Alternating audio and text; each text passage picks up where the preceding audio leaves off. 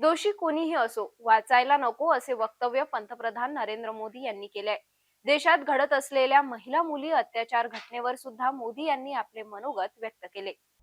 माताओं, बहनों, बेटियों का सामर्थ्य बढ़ाने के साथ साथ उनकी सुरक्षा भी देश की प्राथमिकता है। मैंने लाल किले से भी बार बार इस विषय को उठाया है।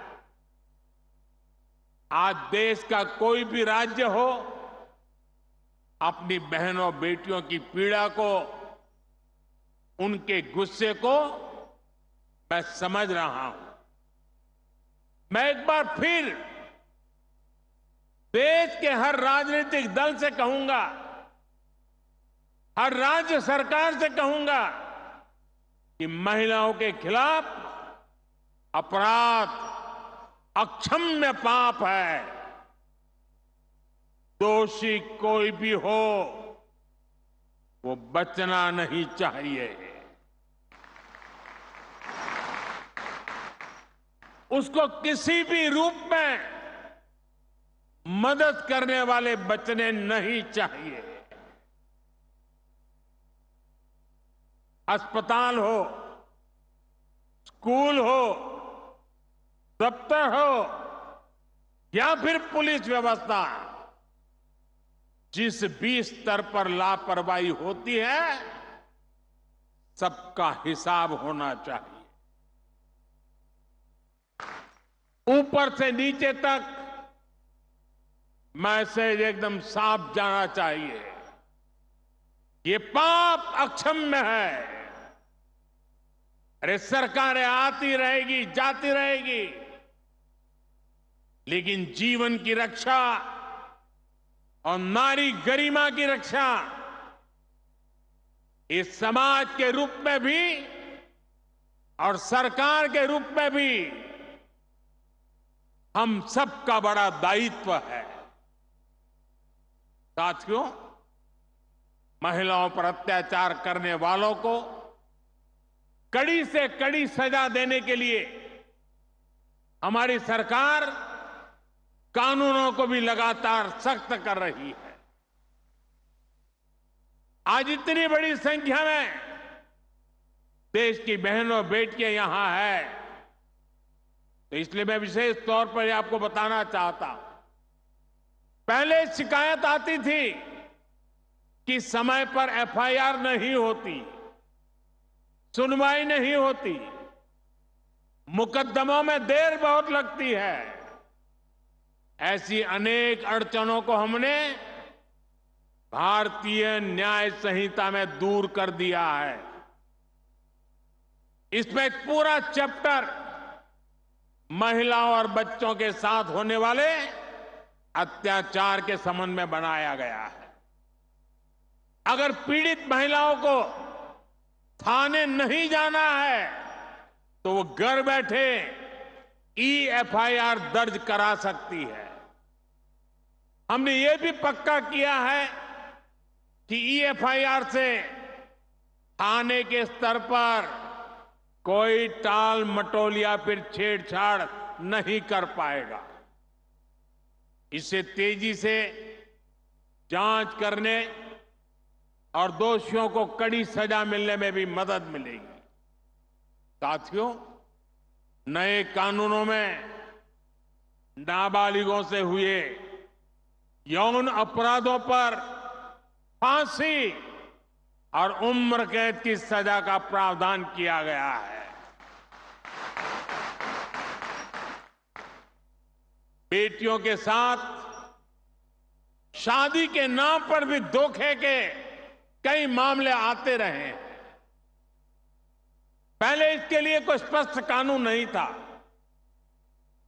अब भारतीय न्याय संहिता में शादी के झूठे वादों और छल को भी साफ साफ परिभाषित किया गया है।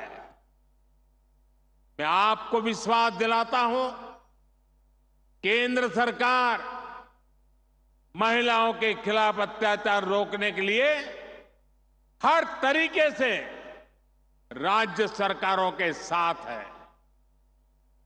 हमें भारत के समाज से इस पाप की मानसिकता को मिटाकर ही रुकना होगा। महिलांनो, तुमच्यात राजमाता जिजाऊ छाप दिसते असे वक्तव्य सुद्धा मोदी यांनी केले. सरकार महिला सशक्तीकरणासाठी प्रयत्नशील आहे असे प्रतिपादन सुद्धा मोदी यांनी केले आहे. महाराष्ट्र के संस्कारों को यहां की वीर और धीर माताओं ने सृजित किया है। यहां की मातृशक्ति ने पूरे देश को प्रेरित किया है। आमचे जळगाव हे तर वारकरी परंपराचे तीर्थ आहे। महान संत मुक्ताईची ही भूमि आहे। उनकी साधना, उनका तप आज की पीढ़ी के लिए भी प्रेरणा है। बहिणाबाई की कविताएं आज भी समाज को रूढ़ियों से बाहर निकल सोचने के लिए मजबूर करती है। महाराष्ट्र का कोई भी कोना हो, इतिहास का कोई भी कालखंड हो, मातृशक्ति का योगदान अप्रतिम रहा है। छत्रपति शिवाजी महाराज के जीवन को किसने दिशा दी? ये काम माता जिजाऊ ने किया। जब समाज में बेटियों की शिक्षा, बेटियों के कामकाज को महत्व नहीं दिया जाता था, तब सावित्रीबाई फूले आगे आई। यानी भारत की मातृशक्ति ने हमेशा समाज और राष्ट्र के भविष्य को बनाने में बहुत बड़ा योगदान दिया है। और आज जब हमारा देश विकसित बनने के लिए मेहनत कर रहा है, तो फिर से हमारी मातृशक्ति आगे आ रही है। मैं अपने सामने देख रहा हूं, महाराष्ट्र के आप सभी बहनें कितना अच्छा काम कर रही है। तुमच्या सगळ्यामध्ये मी राजमाता जिजाऊ आणि सावित्रीबाई फुलेची छाप पाहतो। साथियों, लखपति दीदी बनाने का ये अभियान सिर्फ बहनों बेटियों की कमाई बढ़ाने का अभियान है, इतना नहीं है। ये पूरे परिवार को, आने वाली पीढ़ियों को सशक्त करने का एक महाअभियान है। ये गांव के पूरे अर्थतंत्र को बदल रही है। यहां इस मैदान में मौजूद हर बहन बेटी